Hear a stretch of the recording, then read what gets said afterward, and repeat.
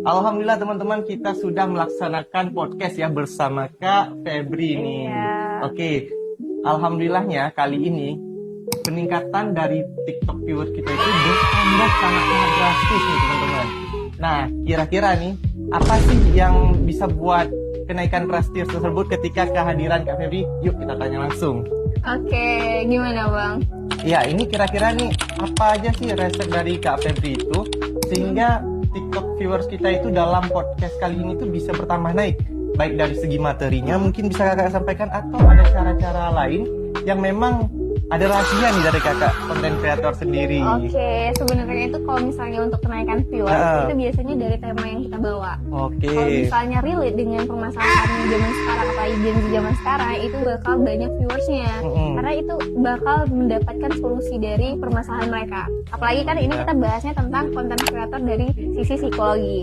Apalagi kan mereka sekarang itu ingin buat jadi konten kreator atau ingin buat konten-konten nih, tapi permasalahannya itu bingung harus ambil judul apa, tema apa. Nah, dari sisi psikologi kan kita bisa ngambilnya tuh dari cari targetnya dulu, masalahnya seperti apa, kasusnya apa. Nah, ketika kita tahu kasusnya apa, jadinya kita lebih paham kita ngambil konten seperti apa gitu.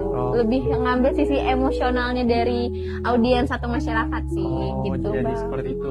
Nah, sebelumnya kami juga berterima kasih dari Fakultas Psikologi beserta seluruh sivitasnya nih kepada Kak Febri yang telah menunjukkan performa terbaiknya ya ketika kita live podcast barusan bersama Kak Jihan juga. Oke, kira-kira untuk harapannya sendiri nih Kak Febri, apa sih untuk Fakultas Psikologi Unmuha? Oke, harapannya itu untuk Fakultas Psikologi Unmuha bisa lebih berkembang lagi, apalagi di sosial medianya, mungkin di akun Instagram, di TikTok juga bisa lebih berkembang dengan konten-kontennya yang luar biasa, yang bagus, dan bisa membawa atau masyarakat itu atau anak-anak SMA itu bisa lebih tahu nih mau ambil jurusan apa. Karena banyak yang berpikir dari tamat kuliah nyesok kayak aku pinginnya ngambil jurusan psikologi, harusnya aku tahu gitu. Nah, jadi aku berharapnya atau saya sendiri berharap Fakultas Psikologi itu lebih banyak lagi promosinya, lebih banyak lagi untuk buat kontennya agar masyarakat bisa lebih teredukasi tentang jurusan psikologi, dan sangat dibutuhkan sekali jurusan psikologi ini di masa depan. Berarti perbanyak lagi kontennya seperti itu ya. Oke, terima kasih banyak para penonton semuanya, dan alhamdulillah untuk kedepannya ada banyak banget saran-saran dari Kak Febri tentunya ya sebagai konten kreator juga nih.